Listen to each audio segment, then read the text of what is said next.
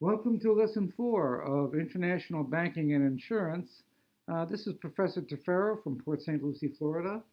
And tonight's topic is extremely interesting because it examines all the banks and partners that will be along the maritime route of the Belt and Road Initiative. And those partners are numerous and powerful in their own countries. Let's look at the lineup. Um, as the maritime route unravels from Hong Kong, the first stop on the maritime route would be Vietnam. So the Bank of Vietnam will be included in the partnering and strategies of Chinese banks and insurance companies. And the next partner to consider after Vietnam would be Singapore. After Singapore, we know that in Singapore, the Bank of Singapore is very important, and Chinese banks and insurance companies will have to deal with the Bank of Singapore. After Singapore, um, the maritime route goes west to Sri Lanka, and currently there are very bad relations between India and China, um, but Sri Lanka has always considered themselves pretty much independent of India, and India still wants a piece of the maritime Belt and Road, so they're going to have to send their goods to Sri Lanka to be involved in the Chinese Belt and Road.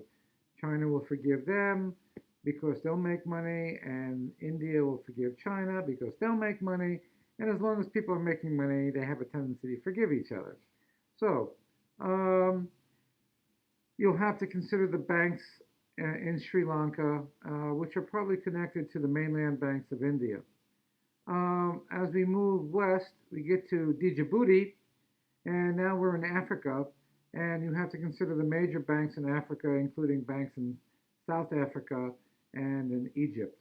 So these are the major banking areas of Africa, and Djibouti will undoubtedly have branches of those banks in their city.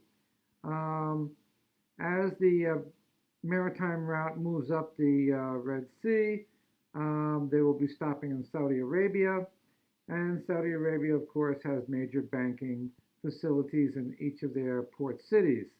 So the Chinese banks will and insurance companies will have to consider partnering with Saudi Arabian banks and insurance companies as well. Once these goods reach the Suez Canal, there's another consideration in Egypt. Um, some Chinese businessmen wanted to partner with Egyptian banks and insurance companies, and also possibly storage companies, because Egypt is a logical place for storage for Belt and Road goods, both coming and going from the EU.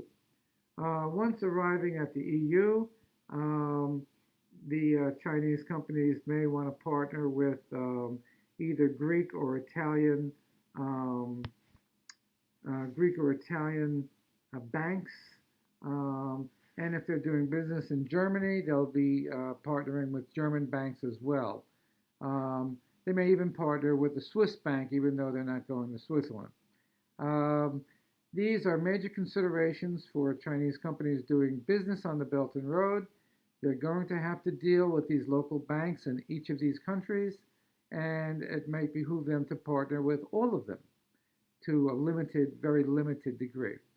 So that's something for you to consider for international banking on the maritime route. Next time, we'll look at a different aspect of international banking and insurance. This is Professor Tefero signing off and saying take care. Bye-bye.